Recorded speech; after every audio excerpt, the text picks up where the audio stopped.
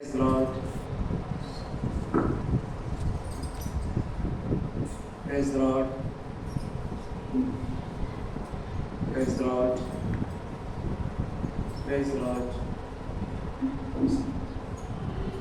యేసు నామమున మీ అందరికీ శుభములు. Praise the lord. ఓకే, మనం క్లాస్ స్టార్ట్ చేసుకుందామా? నేను రోజున క్లాస్ ఏ స్టార్ట్ అయింది? ఏ పాఠం చెప్పారు?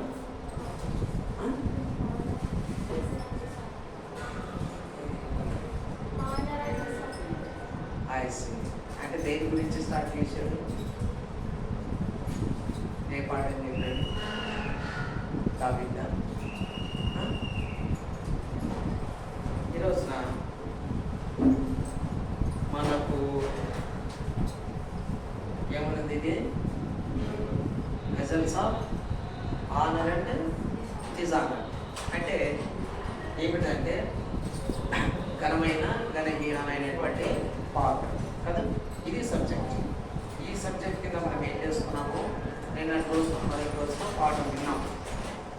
ఘనమైన పాత్రలు, ఘనహీనమైనటువంటి పాత్రలు. ఈ యొక్క పాత్రల విషయమై మరి మనము ఈ రోజున రెండో రోజు ప్రవేశించాము.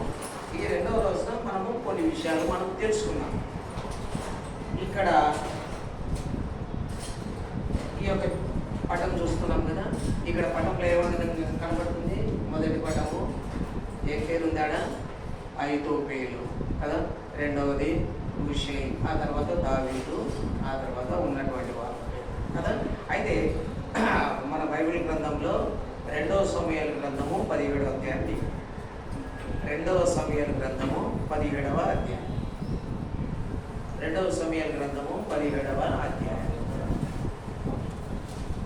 రెండవ సమూయేలు గ్రంథము 17వ అధ్యాయం. రెండవ సమూయేలు గ్రంథము 17వ అధ్యాయం. తీసారా? రెండవ సమూయేలు గ్రంథము 17వ అధ్యాయంలో ఏమన్నది? మొదటి వచనము చదవండి. ఒకటి చదవండి. 17వ అధ్యాయం మొదటి వచనం నుంచి 4వ వచనం వరకు. తెలుగు బైబిల్ కాదా? అన్ని ఇంగ్లీష్ బైబిలేనా? అదే ఇంగ్లీష్ బైబిల్. సరే, ఓకే. నీకురా? నేను తెలుగు బైబిల్ కాదా? నేనే చదువుతాను. దావీదు అలసట నొంది బలహీనంగా ఉన్నాడు కనుక నేను అతని మీద పడి అతను బెదిరించినట్లా అతని యుద్ధనున్న జనులందరూ పారిపోరు. రాజును మాత్రం హతం చేసి జనులందరినీ నీ తట్టు తిప్పారు. నీ వేదకి మనిషిని నేను పట్టుకొనగా జనులందరూ వచ్చి నీతో సమాధానం పడుతుంది కనుక నీ చిత్తమైతే నేను 12,000 మందిని ఏర్పరచుకొని పోయి ఈ రాత్రి దావీదును తనని పట్టుకుందని ఐతోపేలు అబ్షాలోముతో చెప్పగా ఈ బోధ అబ్షాలోమునకు ఇశ్రాయేలు పెద్దలందరికీ యుక్తంగా కనబడింది. అంటే ఇక్కడ వచ్చేసి మరి నేను తెలుగులో చెప్తున్నాను, మీకు అర్థమవుతుంది కదా. సో ఇక్కడ ఏమైపోతుందంటే దావీదు అబ్షాలోముకి ఏమవుతాడు? దావీదు రాజు అబ్షాలోముకి ఏమవుతాడు? తండ్రి కదా. ఈజీ. దానికి ఆలోచిస్తున్నారు ఎందుకు? దావీదు రాజు కొడుకే అబ్షాలోము. అయితే ఈ అబ్షాలోము ఏం చేస్తున్నాడంటే తండ్రి మీద తిరుగుబాటు చేసేసి రాజ్యాన్ని ఆక్రమించుకోవడానికి ప్రయత్నం చేశాడు. ఆ ప్రయత్నం చేసిన తర్వాత అతను ఈ ఐతోపేలు అనేవాడు ఒక మంత్రి. అంటే అతను సరైనటువంటి పద్ధతి కలిగినటువంటి వాడు కాదు. అంటే వక్రమైన బుద్ధి కలిగినటువంటి వాడు ఐతోపేలు. అటువంటి వాడు అబ్షాలోము యొక్క హృదయాన్ని మార్చి తన తండ్రి మీద తిరుగుబాటు చేసేవాడుగా చేసినాడు. సో అతనికి ఒక ఆలోచన ఇస్తున్నాడు. ఎందుకంటే తండ్రి వచ్చేసి అరణ్యంలో పారిపోయాడు కాబట్టి అతనికి పట్టుకోవడము ఇప్పుడు అలసట పొందినాడు, వృద్ధాప్యం కూడా ఉంది కాబట్టి అతన్ని ఈజీగా పట్టుకోవడానికి నాకు ఒక సైన్యాన్ని 12,000 మందిని ఇస్తే వారిని నేను దావీదు రాజును పట్టుకొని నీ యొద్దకు తీసుకొని వస్తానని ఒక ఆలోచన చెప్పాడు. ఇక్కడ ఆలోచన చెప్తే దానికి అతనికి నచ్చింది. సరే, బాగానే ఉందిలే అనుకున్నాడు. ఈ హూషై అని అతను. అయితే ఇప్పుడు ఈ హూషై ఎవరంటే దావీదుకు స్నేహితుడు, దావీదు రాజుకు స్నేహితుడు. కాబట్టి ఏం చేశాడంటే అతను ఓకే, సరే నీతో మాట్లాడాను కదా, మరి దావీదు రాజుకి స్నేహితుడైనటువంటి వాడు కదా, అతని ఆలోచన కూడా ఒకసారి చూద్దామన్నట్టు అబ్షాలోం ఏం చేశాడంటే హూషైని కూడా పిలిపించి అతని ఆలోచన కూడా తీసుకుందామని అడిగాడు. అయితే ఇక్కడ ఏం చేస్తున్నాడంటే అబ్షాలోములో అతను చేసినటువంటి అన్యాయాన్ని బట్టి దేవుడు అతనికి ఆ విధమైన దాన్ని అంటే హూషైతో ఆలోచించేటువంటి మనస్తత్వాన్ని కలిగిపోయేసాడు. సో అందుకని ఏం చేశాడంటే కింది వచనాల్లో ఇక్కడ వచ్చినప్పుడు మనం 5వ వచనంలో వచ్చినప్పుడు మీరు ఇంగ్లీష్ బైబిల్లో చూసుకోండి. 5వ వచనంలో ఏమనింది, అంతటా ఆర్కీయుడైన హూషై ఏమి చెప్పునో మనము వినడంటూ అతను పంపుకునే అంశాలను ఆజ్ఞేయగా ఈ హూషై కూడా తీసుకొని వచ్చాడు. అతని ఆలోచన కూడా అడిగాడు, ఏం చేస్తే బాగుంటుంది అని అడిగినప్పుడు అతను ఒక మాట చెప్పాడు. ఈ విషయంలో మాత్రము అబ్షాలోం చెప్పిన అహీతోపెలు చెప్పినది సరైనది కాదు. ఎందుకంటే 12,000 మందితో అతను పట్టుకోలేదు దావీదు రాజును. కాబట్టి ఎక్కువ సైన్యాన్ని తీసుకువెళ్ళి అతన్ని పట్టుకోవడానికి, కాబట్టి విస్తారమైన సైన్యాన్ని తో అతని దావీదు రాజు మీద దాడి చేద్దామని ఆలోచన చేద్దాం. సో ఆ ఆలోచన అనేది అబ్షాలోముకు అతనికి ఉన్నటువంటి పరివారానికి కూడా ఇది కరెక్ట్ అని ఉన్నారు. కాబట్టి వాళ్ళు ఏం చేశారంటే సరే ఇది మంచి పద్ధతి అని అతని ఆలోచన సరైనదిగా వాళ్ళు గుర్తిస్తారు. అప్పుడు ఏం చేశారంటే అహీతోపెల ఆలోచన పోయింది, ఇప్పుడు హూషై ఆలోచనే నెక్కింది అక్కడ. అయితే ఈ విషయం వచ్చేసి ఇక్కడ వీళ్ళు ఉన్నారు కదా, వీళ్ళిద్దరు ఎవరు, వీళ్ళు ఇతని పేరు అహీమయస్సు, ఇతను అబేతారు. వీళ్ళు వచ్చేసి వీళ్ళిద్దరిని కూడా హూషై దగ్గర ఏర్పాటు చేయబడినటువంటి ఇద్దరు, వీళ్ళు యాజకుని యొక్క కుమారు. ఈ విషయం ఎట్లయితే అబ్షాలోము అతని మీద వ్యతిరేకంగా ఆలోచన చేస్తున్నాడన్న విషయం వచ్చేసి దావీదు తెలియపరిచి త్వరగా నీవు యోర్దాను నది దాటమని చెప్పాడు. ఇక్కడ మనం 23వ వచనంలోకి వచ్చినప్పుడు 21వ వచనం ఒక చదవండి, 17వ అధ్యాయం 21వ వచనం ఇంగ్లీష్ బైబిల్ చదవండి.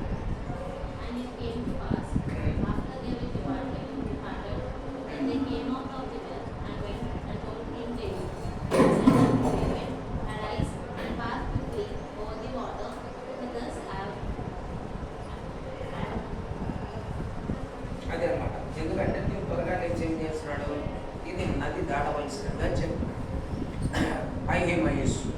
సో ఇది అనమాట. ఇప్పుడు వీళ్ళు ఆలోచన చేశారు దావీదుకు వ్యతిరేకంగా, కానీ హూషై చేసినటువంటి ఆలోచననే అతనికి ఖాయమైపోయింది. ఈ విషయం వచ్చేసి దావీదుకు వర్తమానం పంపారు. సో అతను దాటమని చెప్పారు. ఓకే, ఇదే. రెండవదిగా ఈ యొక్క మరి దావీదు రాజుకు మరి ఈ విషయాన్ని తెలిసింది, వీళ్ళు కూడా నది దాటారు. ఆ యొక్క అబ్షాలోము కూడా తాను కూడా నది దాటాడు. అయితే ఇక్కడ వాళ్ళిద్దరికి కూడా యుద్ధం అనేది సంభవించింది. అయితే ఇక్కడ మరి వీళ్ళు అరణ్యంలోకి వెళ్ళినటువంటి వాళ్ళకు మరి ఆహారం ఇవన్నీ కావాల్సి వస్తుంది కదా. మరి వాళ్ళకి ఎవరంటే అరణ్యంలో దావీదు రాజును మరి అభిమానించిన వాళ్ళందరూ కూడా ఏం చేశారంటే ఈ యొక్క ధాన్యం, పప్పు ధాన్యాలు ఇవన్నీ కూడా తీసుకొని వచ్చారు. అయితే దీంట్లోనే చివరి వచనంలో రాసింది ఇప్పుడు 28వ వచనం, 28వ వచనం చదవండి ఇంగ్లీష్ బైబిల్లోనే. 28వ వచనం 17వ అధ్యాయం 28వ వచనం. Brought beds and basins, and earthen vessels, and meat, and barley, and flour, and parched grain, and beans, and lentils, and parched seed. ఆ విధంగా పప్పు ధాన్యాలు ఇక్కడ కూడా రాయబడింది.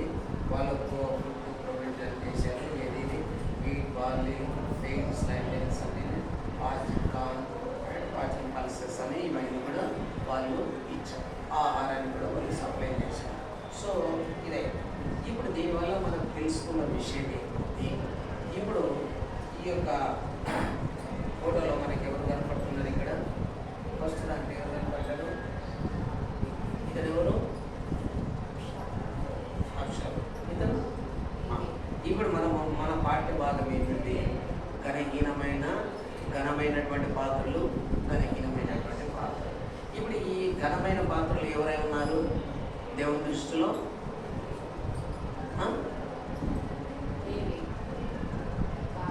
దావీదు, ఆ తర్వాత హూషై. వీళ్ళు ఘనమైన పాత్రలు. మరి ఘనహీనమైనటువంటి పాత్రలు ఎవరుగా ఉంటున్నారు? అబ్షాలోము, ఆ తర్వాత ఐతోపేలు కదా. ఎందుకంటే ఆలోచన చెప్పాడు, ఎటువంటి ఆలోచనలు చెప్పాడు, ఇతను ఆలోచన ఇక్కడ అబ్షాలోము, ఐతోపేలు వీళ్ళు దేవుని దృష్టిలో బలహీనమైనటువంటి పాత్ర. వీళ్ళు సరైనటువంటి వ్యక్తులు కాదు, దేవునికి వ్యతిరేకంగా నడుచుకున్నటువంటి వాళ్ళు. అయితే దేవుని ప్రేమించి దేవుని అడుగుజాడలో నడిచినటువంటి వాళ్ళు ఈ యొక్క దావీదు, ఆ తర్వాత వీరి యొక్క, అందుకనే దేవుడు వాళ్ళను చూజ్ చేసుకొని వాళ్ళను కనపరిచిన వాడుగా ఉంటున్నాడు. వీళ్ళు వచ్చేసి దేవునికి వ్యతిరేకంగా ఉండడం వల్ల బలహీనమైన వాళ్ళుగా ఉండి వాళ్ళు ఎంతగానో వాళ్ళు సర్వస్వం కోల్పోయారు. ఆ తర్వాత ఈ ఐగుప్తీయులు వచ్చేసి ఉరి వేసుకొని చనిపోయిన వాడుగా ఉంటున్నాడు. అంతలేని ఈ అబ్షాలోము వచ్చేసి అతను కూడా తన చుట్టూ ఏదైతే కానీ చెట్టు కొమ్మల్లో వేలాడబడి అతను కూడా చనిపోయాడు. అంటే దుష్టమైన ఆలోచనలు, దుష్టమైన స్వభావాన్ని కలిగినప్పుడు వారికి కలిగినటువంటి శిక్ష అటువంటిది. కాబట్టి బలహీనమైనటువంటి పాత్రలుగా వారు మలుపబడి వారికి వారి హాని చేసుకున్న వాళ్ళుగా ఉంటున్నారు. దేవుని యందు భయభక్తులు కలిగి ఉండి ప్రభువును ప్రేమించిన వారును ప్రభు ఏం చేస్తున్నాడంటే వాళ్ళను ఘనమైనటువంటి పాత్రలుగా తయారు చేశాడు. ఓకే, అయితే మనకి ఇక్కడ ఏమని తెలియపరచుకుంటుందంటే పాత్రలు ఏ విధంగా తయారు చేయాలి. ఈ యొక్క పాత్రలు తయారు చేయబడము అంటే ఈ విధంగా మనం ఎప్పుడైనా మట్టి పాత్రలు తయారు చేసేది మనకు తెలుసా? తెలియదు కదా. అయితే ఒకవేళ ఇటువంటి ఒక రాట్నం లాగా ఉంటుంది, చక్రం ఉంటుంది, దానిపైన ఇంకొక రాడ్ ఉంది, దానిపైన అందులో మట్టి పెట్టినప్పుడు ఇదో ఈ ఫిగర్ మనకు కనపడుతుంది కదా. ఈ ఫిగర్లో ఇతను ఏం చేస్తాడంటే కాలుతో దాన్ని అంటున్నప్పుడు కింది తిరుగుతూ ఉంటే ఆ పాత్ర కూడా పైన కూడా మట్టి తిరుగుతూ ఉంటుంది. ఆ తిరుగుతూ ఉన్నప్పుడు దీంట్లో నుంచి తనకు అనుకూలమైనటువంటి చక్కటి పాత్రలు తయారు చేసుకుంటాడు. అయితే పరిశుద్ధమైన బైబిల్ గ్రంథంలో ఏమని వ్రాయబడిందంటే యెషయా గ్రంథము మనం చూసుకుంటాం. యెషయా గ్రంథము 64వ అధ్యాయము, యెషయా గ్రంథము 64వ అధ్యాయం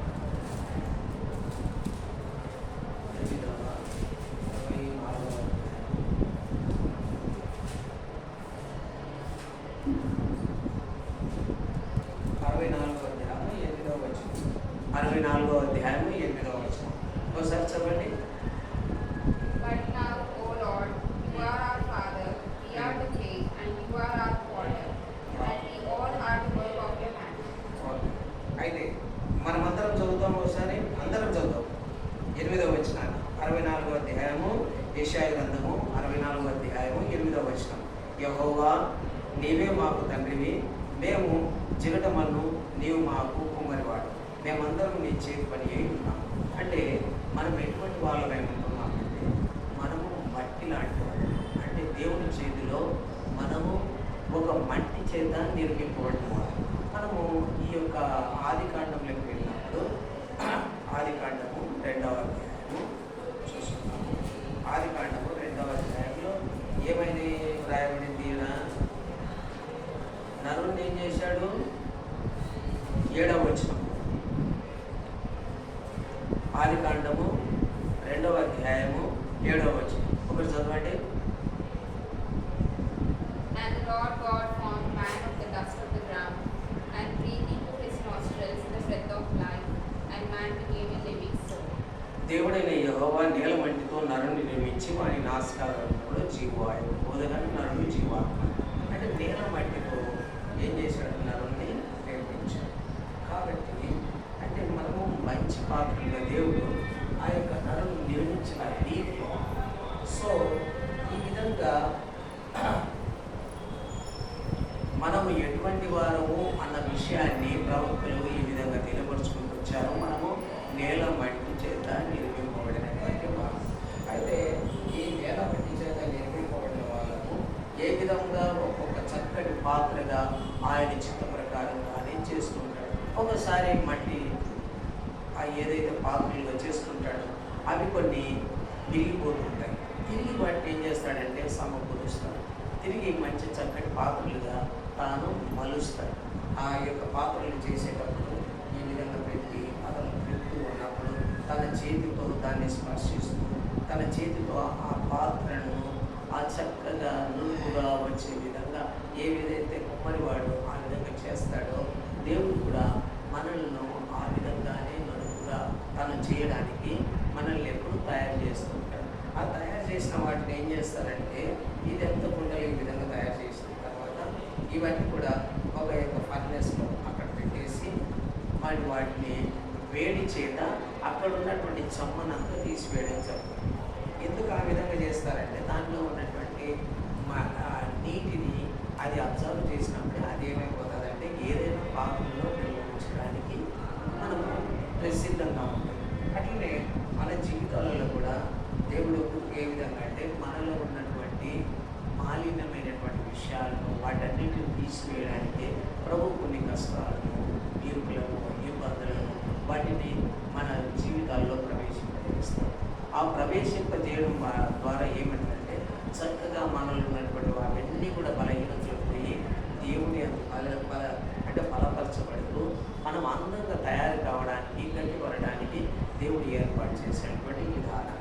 అందుకని ఆ విధంగా చేసి ఈ విధంగా బలహీనంగా కాకుండా బలమైనటువంటి చక్కటి అందమైన పాత్రలుగా చేయడానికి దేవుడు ఎదుట సంకల్పము కలిగి ఉంటున్నాడు.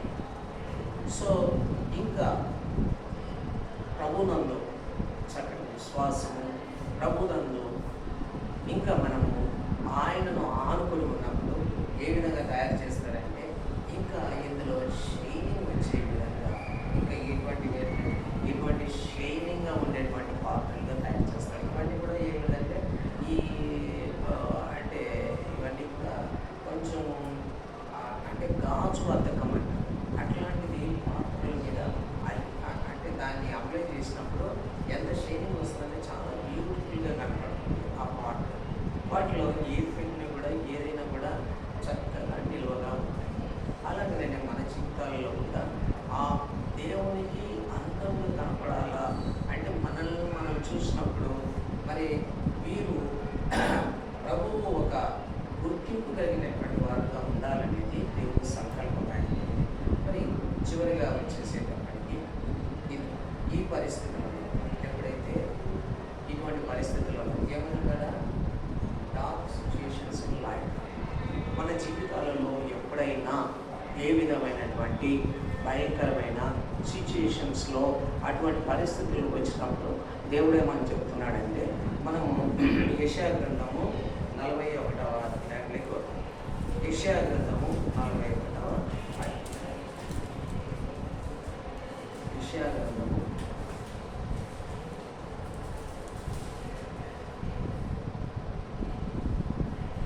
41వ అధ్యాయము 13వ వచనం చదవండి ఒకరు. యెషయా గ్రంథం 41వ అధ్యాయం 13వ వచనం. For I, the Lord thy God, will hold thy right hand, saying unto thee, Fear not, I will help thee. నేను తెలుగులో నీ దేవుడనైన యెహోవాను నేను భయపడకు, నేను నీకు సహాయం చేసేదని చెప్పుచు నీ కుడి చేతిని పట్టుకోవచ్చు.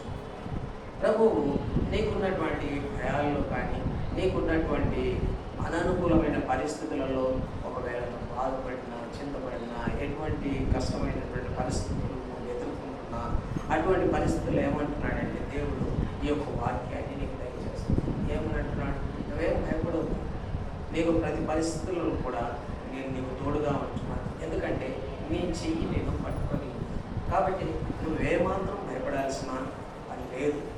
ఎందుకంటే నేను నీకు తోడుగా ఉంటున్నాను అన్నటువంటి విషయాన్ని దేవుడు బయలుపరుస్తూ వస్తున్నాడు. అలాగనే ఈ యొక్క 43వ అధ్యాయం ఇది యెషయా గ్రంథంలోనే 43వ అధ్యాయం ఏమని అంటున్నాడు ఇక్కడ 2వ వచనం ఒకటి చదవండి. When thou passest through the waters, I will be with thee, and to the rivers, they shall not overflow thee. When thou walkest through the fire, thou shalt not be burned, neither shall the flame kindle unto thee. నాకు నేను తెలుగులో చెప్తాను. 2వ వచనం. నీవు జలములలో పడి దాటినప్పుడు నేను నీకు తోడైందును, నదులలో పడి వెళ్ళినప్పుడు అవి నీ మీద పొందుకోవాలి.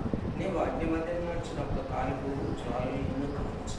అంటే ఇట్లాంటి భయంకరమైన పరిస్థితుల్లో నీవు వెళ్ళినప్పటికీ కూడా ప్రభువు నిన్ను కాపాడుతానని చెప్తున్నాడు. నదుల్లో వెళ్ళినప్పుడు, ఆ తర్వాత అగ్ని జ్వాలలో, అంటే అటువంటి భయంకర ఆ విధంగా చెప్పడం జరుగుతుంది. కానీ నువ్వేమిటంటే కొన్ని ఆలోచనలు, కొన్ని ఆటంకాలు ఆ జీవితాల్లో ఎదురైనప్పుడు బలహీనతలు ఎన్నో ఏ విధమైనటువంటి మానసికమైనటువంటి పరిస్థితులు గుండా మనకి వెళ్ళవలసి వచ్చినప్పుడు ప్రభు ఏమంటున్నాడంటే, నీవు అటువంటి పరిస్థితుల్లో వెళ్ళినప్పటికీ నేను నీకు తోడుగా ఉంటాను. కాబట్టి నువ్వు ఎట్టి పరిస్థితుల్లో భయపడాల్సిన అవసరం లేదు. నేను నిన్ను విడువను ఎడబాయనని దేవుడు మనతో చెబుతున్నాడు, తన వాక్యం ద్వారా తెలియపరుస్తూ వస్తున్నాడు. కాబట్టి అటువంటి దేవుని ఎదుట నీవు ఆ విధంగా ఆయనది విశ్వాసం ఉంచి ఆయనది నమ్మకం ఉంచడం ద్వారా నీకు ఏమెడతావంటే, నీ జీవితంలో ఏ విధంగా అయితే ఈ కాల్చబడినటువంటి ఈ పట్టీలో పెట్టినప్పుడు ఆ యొక్క పాత్ర అనేది అందులో ఉన్నటువంటి మాలిన్యం మస్ట్ ఇవన్నీ తొలగిపోయి ఎంతో షైనింగ్ అవుతుంది, ఎంతో గట్టిపడుతుంది. అంటే ప్రభునందు బలపరచబడము, సాతాను యొక్క ఆటంకములు ఏవి ఎదురైనప్పటికీ కూడా భయపడాల్సిన అవసరం లేకుండా ఘనమైనటువంటి పాత్రగా తయారు చేస్తారు. ఇది కేవలం దేవుని యొక్క బైబిల్ గ్రంథం ద్వారానే నీకు ఆ యొక్క ఫలము సమకూర్చబడుతుంది. కాబట్టి నీవు ఒక రోజున ఒక ఘనమైనటువంటి పాత్రగా నీవు ఉండాలి అనుకున్నప్పుడు నీవు ప్రభువునందు విశ్వాసం ఉంచాలి. ప్రభువునందు ఎందుకంటే కీర్తనకారుడు కూడా ఏమని అంటున్నాడంటే 103వ అధ్యాయం, ఒక కీర్తనలో 103వ అధ్యాయం మనం చూసుకున్నాం. కీర్తన గ్రంథము 103వ అధ్యాయంలో ఇక్కడ ఒక మాట అంటాడు. కీర్తన గ్రంథము 103:14 వచనం ఒకటి చదవండి. 103వ కీర్తన 14వ వచనం. When you know it are afraid, remember that we are dust.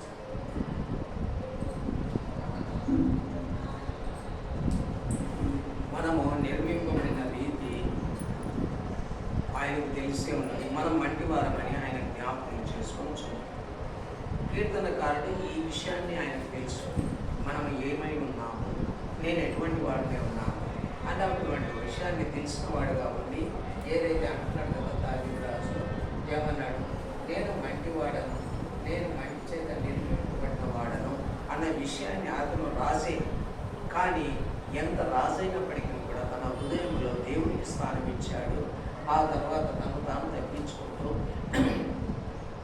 నేను కేవలము మంటి వాడను ప్రభువా, నేను నీవు నీ చిత్తం చొప్పున నన్ను నిర్మించుము అని దేవుని చేతికి అప్పగించుకున్నాడు. కాబట్టి దేవుడు ఏం చేశాడు, ఆయనను హెచ్చైనటువంటి స్థానంలో ఉంచాడు. ఇప్పటికీ దావీదు రాజు పేరు ప్రపంచం అంతట్లో కూడా ఆయన పేరు వినబడుతుంది. దావీదు రాజు యొక్క పేరు వినబడుతుంది. మరి ఇది జరిగిన సంవత్సరాలు దాదాపుగా ఇప్పటికే యేసు ప్రభువు జన్మించిన నాటి నుంచి ఇప్పటి వరకు 2000 మనం ఏ సంవత్సరంలో ఉంటున్నాము ఇప్పుడు మనము 2024 కదా. అంటే మనము ఇది యేసు ప్రభు వచ్చినప్పుడు, యేసు ప్రభు రాకముందు 1000 సంవత్సరాల క్రితం దావీదు రాజు.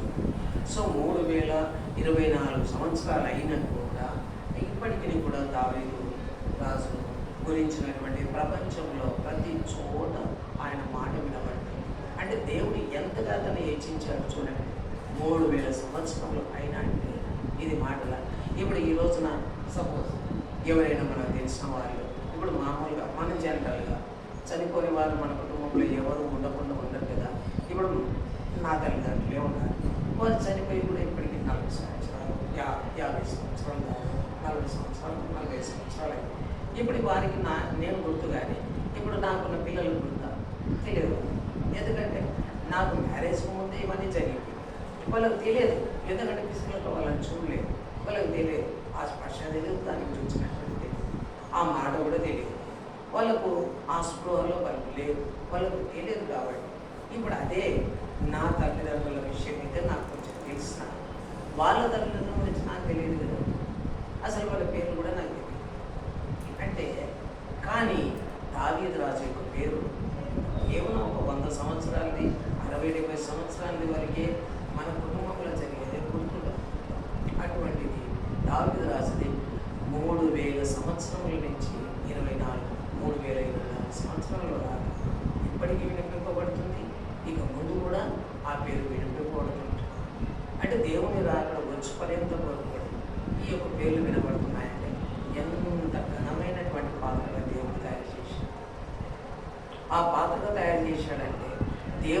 విశ్వాసం ఉంచడం ద్వారా దేవుని యొక్క నడిపిలో నడిపింపబడడం ద్వారా ఆయన్ను ఆ విధంగా దేవుడు మనిషి అతనేమి ఎక్కువ కాలం బతికాడా? అట్లా కాదు కదా. అతను కూడా జీవించింది మామూలుగా సామాన్యమైనటువంటి మనుషులు ఎంతకాలం జీవిస్తారు అంతకాలమే జీవించాడు. ఎక్కువగా 20 సంవత్సరాలు బ్రతికాడు. కానీ ఆ 20 సంవత్సరాలలో ప్రభువు హత్తుకొని జీవించాడు. ఆ హత్తుకొని జీవించడం ద్వారా అతన్ని ఎంతగా హెచ్చించాడు దేవుడు. ఇన్ని వేల సంవత్సరాలు అయినప్పటికీ కూడా అతని పేరు మరుగుపరచకుండా దేవుడు బలపరుస్తూ వస్తుంది. కాబట్టి మా ప్రియమైన వాళ్ళ మీరు కూడా ప్రభువును హత్తుకొని ఆయన మార్గంలో నడిపిపోకుండా మీ జీవితాలలో ఇక ముందు మీరు ఇప్పుడు ఏమంటే యవన దశలో ఉంటున్నారు. అయితే మీ ముందు ఉన్నటువంటి జీవితం అనేది ఎన్నో ఒడిదుడుకులు గుండా ఎన్నో మరి సమస్య లేకుండా వెళ్ళవలసిందే. ఏది సమస్య లేకుండా ఏ ఒడిదుడుకు లేకుండా జీవితం ఎప్పటికీ సాఫీగా జరగదు. ఎటువంటి ధనవంతునికైనా సరే ధనం లేని వానికైనా సరే ఏ పరిస్థితిలో ఉన్న వారికైనా సరే ఇది జరగక మానదు. కాబట్టి ఇటువంటి పరిస్థితుల్లో మన ఆదుకునేవాడు మనకు ధైర్యపరిచేవాడు అన్నప్పుడు ప్రభునందు నీవు విశ్వాసం ఉంచడం ద్వారా ప్రభువు నీవు ఆనుకుంటుండడం ద్వారా అప్పుడు ఆయన నీకు చెయ్యి పట్టుకొని అనిపిస్తుంది. ఆయన నీ చెయ్యి కాకపోతే ఆయన చెయ్యి నువ్వు పట్టుకో. ఆయన చెయ్యి ఎప్పటికి కూడా ఇలాగే ఉంటుంది. ఆయనది ఎప్పుడు పిలువడు. కాకపోతే నీవు ఆయన వేరు పట్టుకుంటా నువ్వు వదులుతావు అనేదే ఆయన ఎల్లప్పుడూ సిద్ధ మనసు కలిగి ఆయన ఎప్పటికీ నిన్ను ప్రేమిస్తుంది. ఆయన చేతులు చాచి ప్రేమిస్తుంది. నీవు హృదయపూర్వకంగా ప్రభువును హత్తుకోవాలని ఈ యొక్క వీళ్ళు సాదృశ్యంగా వీళ్ళు మనకు దేవుడు ఒక పాఠంగా మనకు ప్రయాణించారు. కాబట్టి మీరు ప్రతి పరిస్థితులను కూడా దేవుడు చేయకుండా ఉంటే మీ భావి జీవితంలో ఎంతో ధైర్యంతో దావీదు వలె ఆయనకి ఎటువంటి పరిస్థితులు ఎదురైనప్పటికీ కూడా భయపడకుండా మరి దేవుని యొక్క విశ్వాసం ఉంచడం ద్వారా అనేకమైనటువంటి కష్ట పరిస్థితుల్లో కూడా భయపడకుండా ఆయన సమస్తమును కూడా తను సమకూర్చుకోగలిగి అతను రాజుగానే జీవించాడు. రాజుగానే అతను మరి మరణించినప్పటికీ తిరిగి ఆ దేవాది దేవుడైనటువంటి రాజు దగ్గరికి వెళ్ళాడు. ఇప్పటికి కూడా రాజుగానే అతని పేరు మీద పట్టుకోవచ్చు. కాబట్టి ఇటువంటి ధన్యతలకి మనల్ని కూడా తీసుకువెళ్ళాలని ప్రభు ఏమంటే ఘనమైన పాత్రలుగా మనం ఉండాలని దేవుడు కోరుతున్నాడు. కాబట్టి మనం అటువంటి ఆ యొక్క పరిస్థితులకి మనం వెళ్ళడానికి మీ మనసులను మీరు సిద్ధం చేసుకోవాలి. అంతేగాని మనం పరిస్థితుల్లో ఏమైనా కష్ట పరిస్థితులు వస్తే భయపడవద్దు. ప్రభు మనకు తోడుగా ఉంటున్నాడు. ప్రభు నాకు తోడుగా ఉంటున్నాడు. ఈ పరిస్థితుల నుంచి ప్రభు మనం దాటేస్తాడు. ఈ పరిస్థితులలో నుంచి తప్పిస్తాడు అన్నటువంటి ధైర్యంతో ఉండాలి.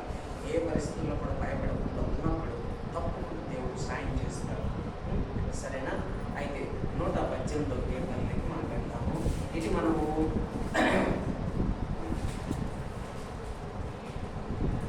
మీ కంటత వాక్యము నిన్నటి రోజున ఏమి ఇచ్చారో గుర్తుందా?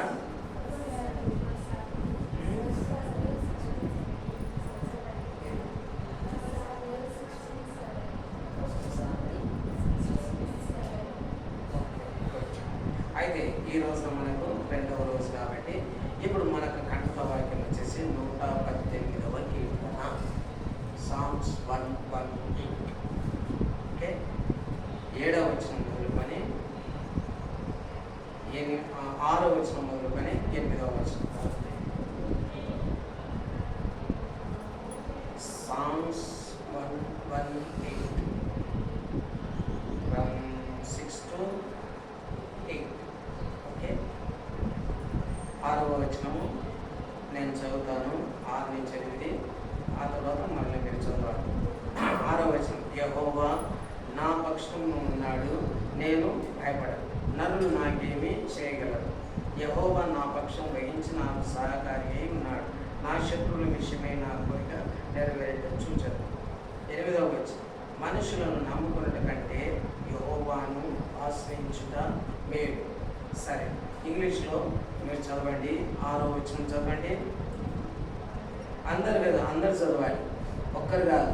చదవండి, అందరు చదవండి, చక్కగా చదవండి, చదవండి, అందరు చదవండి.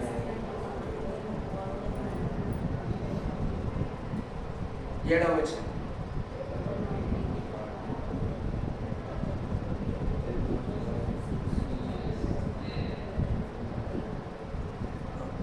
ఎనిమిదవ వచనం.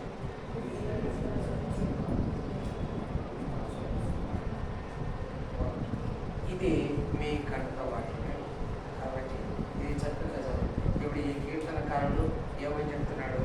ఎంత చక్కటి వాక్యం ఇది. ఒక్కసారి మనము ధ్యానిస్తే ఎంతో గొప్ప విషయాలు మనకు బయటపడతాయి. యెహోవా 6వ వచనంలో అంటున్నాడు, యెహోవా నా పక్షంలో ఉన్నాడు, నేను ఎప్పటినో అంటున్నాడు. ఏమనేది? నరులు నాకేం చేయదు అంటున్నాడు. అంతేకాకుండా ఇంకా కింది వచనంలో 8వ వచనం అయితే, మనుషులు నమ్ముకున్నట్లంటే యెహోవాను ఆశ్రయించడం మేలు అంటున్నాడు. దేవుని ఆశ్రయించడం అనేది చాలా ధన్యకరమైనటువంటి విషయం. దేవుణ్ణి నమ్ముకొనడము, ఆయన మార్గంలో నడిపింపబడినటువంటి వాళ్ళు ఎప్పటికైనా అభివృద్ధి పొందుతారు, తప్పకుండా అభివృద్ధి పొందుతారు. ఒక విషయము చెప్తాను. ఫోర్డ్ కంపెనీ ఎవరికి అందరూ తెలుసు కదా, దాదాపు ఫోర్డ్ కంపెనీ, కార్ల కంపెనీ. అతను ఇది జనరల్గా ఇప్పుడు జరుగుతున్నటువంటి మనం అంటే కొన్ని 100 సంవత్సరాల క్రితం ఫోర్డ్ కంపెనీ స్థాపించినప్పుడు ఆ కంపెనీలో అతను ఏం చేశాడంటే దేవునికి దశంభాగంగా 10% ఇచ్చాడు. అంటే అతనికి వస్తున్న 100 రూపాయలు 10 రూపాయలు దేవునికి కానుకకి ఇచ్చాడు. ఆ తర్వాత ఆ యొక్క కంపెనీ అభివృద్ధి పొందుతూ వచ్చినప్పుడు అతను ఎంత ఇచ్చాడు తెలుసా? 10% ఆయన తీసుకొని 90% దేవుడికి ఇచ్చాడు. దేవుని ఎంత విశ్వాసం ఉంచి దేవుని మార్గంలో దేవుని ఎందు బలంగా విశ్వాసం ఉంచడం ద్వారా దాన్ని ఎంతగా హెచ్చించినాడంటే ప్రపంచం అంతట్లో ఫోర్డ్ కంపెనీని ఒక నంబర్ 1 స్థానంలో తీసుకెళ్ళాడు. అతను ప్రారంభించినప్పుడు అది లేదు, కానీ అతని యొక్క విశ్వాసాన్ని బట్టి అంతటి స్థాయికి తీసుకెళ్ళాడు. ఒకసారి అబ్రహాం లింకన్ తెలుసా ఎవరికైనా? ఎవరైనా Abraham Lincoln president of America good ఇంతకుముందు. అయితే ఆ ప్రెసిడెంట్ ఆఫ్ అబ్రహాం లింకన్ ఆయన ఏదో పని చేసుకుంటా ఉంటే అందరూ వచ్చేసి చెప్పినారన్నమాట, అయ్యా నువ్వు ఏమైనావు, నువ్వు ప్రెసిడెంట్గా ఎలక్ట్ అయినావు. సరే, వచ్చాడు, ప్రెసిడెంట్గా ఎలక్ట్ అయ్యాడు, ప్రమాణ స్వీకారం చేసుకున్నాడు. ఆయన చెప్పాడు, సరే నువ్వు ఇంత ప్రెసిడెంట్ అయినావు కదా, మరి ఏంది ఇప్పుడు ఒక విషయాన్ని ఒక మాటతో మీరు చెప్పండి అంటే ఆయన అన్నాడు, నేను ప్రెసిడెంట్ అయ్యానంటే ఎంతగానో ఏదో ఎవరి వల్లనో దేని వల్లనో అని ఆ మాట చెప్పలేదు. ఏమన్నాడంటే, ప్రభువునందు నేను విశ్వాసం ఉంచడం ద్వారా నేడు ఈ రోజు నన్ను ప్రెసిడెంట్గా ఆ దేవుడు నన్ను నియమించాడు. ఎంత ఆనందం, ఎంత ఘనపరిచినట్టు దేవుడు, ఎంత ఘనపరచడం ద్వారా ఏ విధమైనటువంటి ఘనమైనటువంటి పరిస్థితుల్లోకి వచ్చాడు. దేవుడే అతన్ని హెచ్చించినాడు, ఒక అమెరికా ప్రెసిడెంట్గా చేశాడు. ఎంత గొప్ప ఆనందం దేవుడు అనుగ్రహించాడు. ఇది మన జీవితాల్లో చాలా ప్రాముఖ్యమైన విషయం. ప్రభువును ఘనపరిచినప్పుడు ప్రభు కూడా నేను ఘనపరుస్తాను. ఆ విధంగా ఘనపరిచాడు. అతను ఒక అమెరికా ప్రెసిడెంట్గా చేశాడు. అతను అంతవరకు అమెరికా ప్రెసిడెంట్గా ఉన్నప్పుడు అమెరికాలో ఎటువంటి పరిస్థితి ఉండేదంటే ఈ యొక్క స్లేవరీ తెలుసు, బానిసత్వం. అంటే మనుషులను పశువులను కూడా కొనే విధంగా సంతలో మార్కెట్లో కొనేవారుగా పెట్టేవాళ్ళు అనమాట. అంటే మనుషులు కూడా కొనడము అమ్మడము ఈ యొక్క బానిసత్వం జరిగేది. అటువంటి దాన్ని మొట్టమొదటిగా అమెరికాలో రద్దు చేశాడు ఆయన. ఎందుకు ఒక పని చేశాడు. సో ఆ తర్వాత అతన్ని వ్యతిరేకులైనటువంటి వాళ్ళు ఆయన విషయంలో చేసేసేదన్నా షూట్ చేశారు, అది వేరే విషయం. బట్ దేవుడు అంత గొప్ప కార్యం చేసి ఇప్పుడు ఆ యొక్క బానిసత్వాన్ని చేసేసాడు. ఆయన జీవించినంత కాలంలో కూడా ప్రభువుని దేవుడే కనపరిచిన వాడుగా ఈ యొక్క విక్టోరియా రాణి, బ్రిటిష్ రాణి కూడా తను దేవుని కనపరిచింది. ఏదైనప్పటికీ కూడా ఆయన యొక్క నడిపింపులో నడిపింపబడుతున్న విషయం కాదు ఇది. ఈరోజు నేను రాని ఉంటున్నానంటే అది కేవలము దేవుని యొక్క ఉచితమైన కృప అన్న విషయాన్ని నాకు చెప్పింది. కాబట్టి నా జీవితంలో దేవుణ్ణి నీవు గణపరిస్తే, దేవుణ్ణి నేను గణపరిస్తే అప్పుడు నిన్ను దేవుడు ఘనంగా నిన్ను కూడా తయారు చేస్తాడు. అంతేకాకుండా ప్రభువు నిన్ను కనపరుస్తాడు. ప్రభువును మొట్టమొదటి నువ్వేం చేయాలి? ప్రభువుని ఏం చేయాలి? మనము ఆయనను మనము కనపరచాలి కదా. ఓకే, సో ఈరోజు నా లెసన్, ఈరోజు మీ కంటత వాక్యం ఏమైంది? Psalms 6-8. మళ్ళీ ఒకసారి చెప్పాలి. మరి బాగా చక్కగా మీరు చదువుకొని రేపు పొద్దున మీరు బాగా చెప్పాలి ఆ విషయం. సరేనా? చెప్తారు కదా. ఏంటంటే కంటత వాక్యం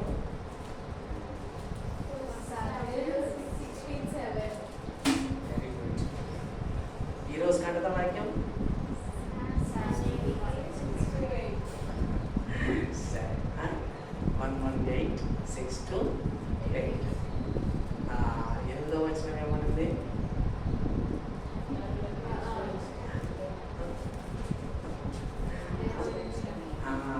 చెప్పండి మళ్ళా ఏమనుంది? సరే మీరు ఇంగ్లీష్ వాళ్ళు కదా, ఇంగ్లీష్ బైబిల్లో చెప్పండి. 118. అచ్చా, అప్పుడే బైబిల్ మట్ట పెట్టేసి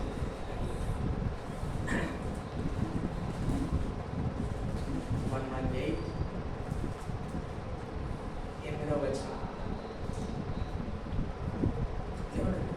చదవమంటున్నా.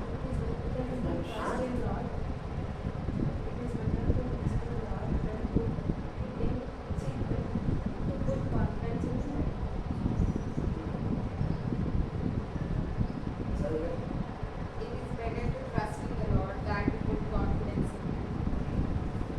ఎవరు ఎంతో ట్రస్ట్ చేయాలి? మనము దేవుని ఎంత ట్రస్ట్, అంటే మనుషులను నమ్ముకోవడము వ్యర్థమన్నటువంటి విషయాన్ని తెలియపరుస్తున్నాడు. కాబట్టి ఇది నా జీవితంలో ఇంప్లిమెంట్ చేసుకోవాలి. ఓకే, సరేనా?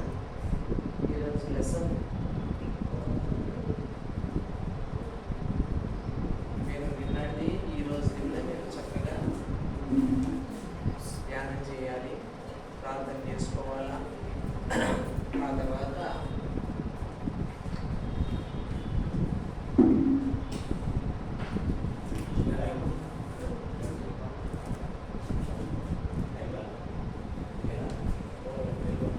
సరే వెలువడ్డంత వరకు నాకు సమయం ఉంది కాబట్టి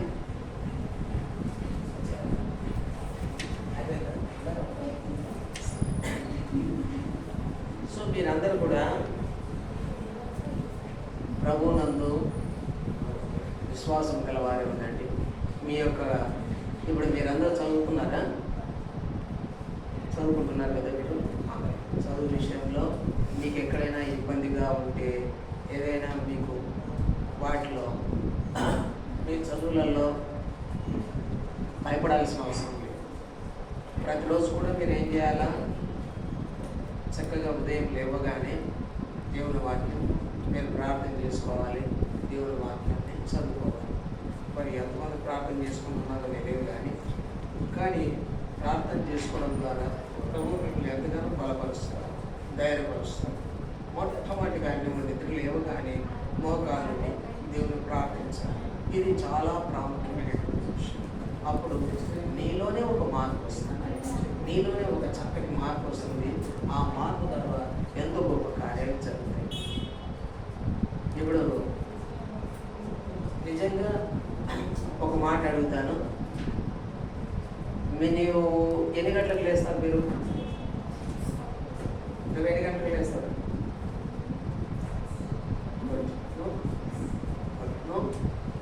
సేమ్ టైం. అచ్చా, మీరు అందరూ కూడా సేమ్ టైం మెయింటైన్ చేస్తారు. నువ్వు క్లాక్ నువ్వు సేమ్ టైమా? చెప్పలేము, 8 వాక్ చేస్తారా నువ్వు? ఓకే, సేమ్ టైమేనా? మీ టైమింగ్ మాత్రం బాగా మెయింటైన్ చేస్తున్నారు. సో లేచిన వెంటనే మీరు ఏం చేస్తారు? ఏం ప్రాబ్లం లేదు, ఉన్నది ఉన్నట్టుగా చెప్పాలి. లేట్ చేస్తామనొచ్చు, లేట్ మళ్ళీ నిద్రపోతామనొచ్చు. లేట్ చేసుకుంటారు నిజంగా ఎవరు? చేసుకుంటాం. ఏమో ఎవరు? అబద్ధం చెప్పు.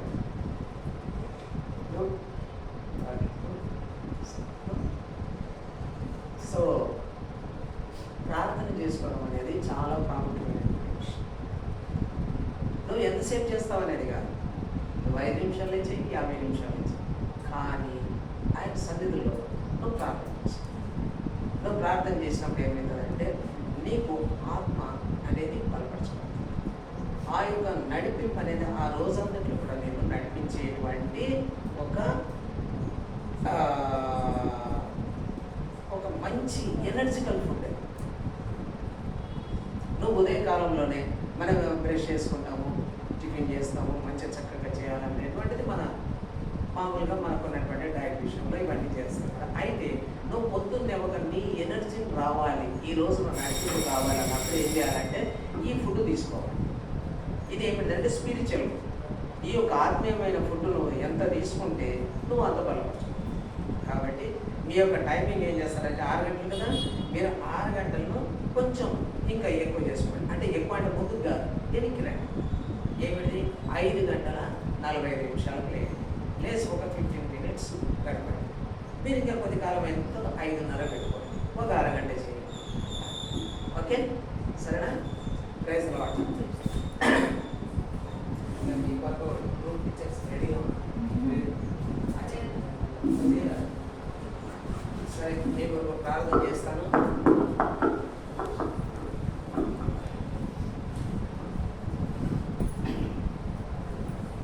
అందరూ మోకాళ్ళు ఉండండి, ప్రార్థన చేసుకున్నాం. సర్వకృపానిధి ఒక మా ప్రభువా, మీ పరిపూర్ణమైనటువంటి మీ నామమునకు ఎనలేని స్తోత్రములు. తండ్రి, నీవు ఉన్నవాడునైనా అనువాడమైనటువంటి దేవుడు ప్రభువా, మీ ఘనమైనటువంటి నామమునకు ఎనలేని వందనములు, స్తోత్రములు, స్తుతులు చెల్లించుకుంటూ మిమ్మల్ని హెచ్చించి పూజించి ఆరాధించి కనపరుచుకుంటున్నాం. తండ్రి, మీరు అనుగ్రహించినటువంటి ప్రభువా ఈ రోజును బట్టి ప్రభువా మీకు ఎంతగానో స్తోత్రాలు. దయగల మా ప్రభువా బీపీఎస్ పరిచయం జ్ఞాపం చేసుకుంటూ దయగల తండ్రి ప్రారంభ రోజును ప్రభువా మీరు జ్ఞాపం చేసుకొని దయగల తండ్రి మీరు ఆరంభించినందుకన్నా స్తోత్రములు. మీ బిడ్డలను ప్రభావం మీరు పొరుగులకు నడిపించారనైనా మీకు స్తోత్రాలు. అలాగే ప్రభావ 2వ రోజులని ప్రవేశింపజేసి దయగల మా తండ్రి ఈ యొక్క పరిచయను కొనసాగింపజేసినట్టు కానీ మీకు స్తోత్రాలు.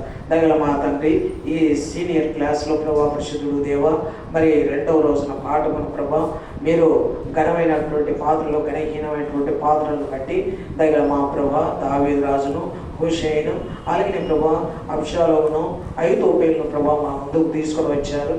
దయగల మా తండ్రి నిన్ను గణపరిచిన వారిని ప్రభా నీవు ఏ విధంగా గణపరిచావు, అలాగే నిన్ను దయగల మా తండ్రి స్మరణకు తెచ్చుకున్న వారు ఎటువంటి పరిస్థితులకు మేము వెళ్ళారో ప్రభా మీరు తెలియపరిచినందుకు కను స్తోత్రం. ప్రభా పాఠమును ఆశ్రయించు, దీవించుము. విన్నటువంటి ప్రభా ఈ యవనస్తులాంటి బిడ్డలు ప్రభా మీ కార్యం జరిగించు. నమ్మకమైన తండ్రి ఈ బిడ్డలు మీ ఘనమైన స్థాయికి ఎత్తుకొచ్చున్నాం నైనా. దయగల మా తండ్రి ఆ బిడ్డలు ప్రభా మీ అందు విశ్వాసం నుంచి దయగల ప్రభావ వారి ముందు భవిష్యత్ జీవితములను దయగల తండ్రి మిమ్మల్ని హత్తుకొని జీవించి ప్రభా నేను నామమును కనపరచలాగిన వారికి సహాయం చేయండి ఆయన. నమ్మకమైన తండ్రి మీ కార్యం జరిగించు, మీరు ఆశీర్వించు, మీరు దీవించు. మీ ఘనమైనటువంటి పాత్రలుగా ప్రభా ఈ బిడ్డలను చేసుకోవాల్సిందిగా ప్రభా మిమ్మల్ని వేడుకొచ్చున్నాం. ఇంతవరకు విత్తబడినటువంటి వాక్యమును వారి హృదయాల్లో ప్రభా మీరు ఫలింపచేయి. నమ్మకమైన తండ్రి మిమ్మల్ని ఆశ్రయించడం ద్వారా మిమ్మల్ని ప్రభా పరిశుద్ధుడు తండ్రి ఆత్మల ద్వారా ఎంత ఘనముగా ప్రభా నీవు చేస్తావో తెలియపరిచినది కానీ స్తోత్రం. అలాగే ప్రభా వారికి ఇచ్చినటువంటి కంటత వాక్యం ఏమిటంటే మీకు వందనాలు. దగ్గర తండ్రి 118 కీర్తన దగ్గర తండ్రి 6 నుంచి 8 వచనములను ఆశ్రయించి దీవించు. వారు చక్కగా ప్రభా కంటతము చేయటకు సహాయం చేయండి. ఇంతవరకు సహాయపడినందుకు కానీ స్తోత్రములు. ముందున సమయం దీవెన కలవచ్చు. ప్రవీణ యేసు నామమునని వేడుకొని ప్రార్థిస్తున్నాం తండ్రి, ఆమేన్.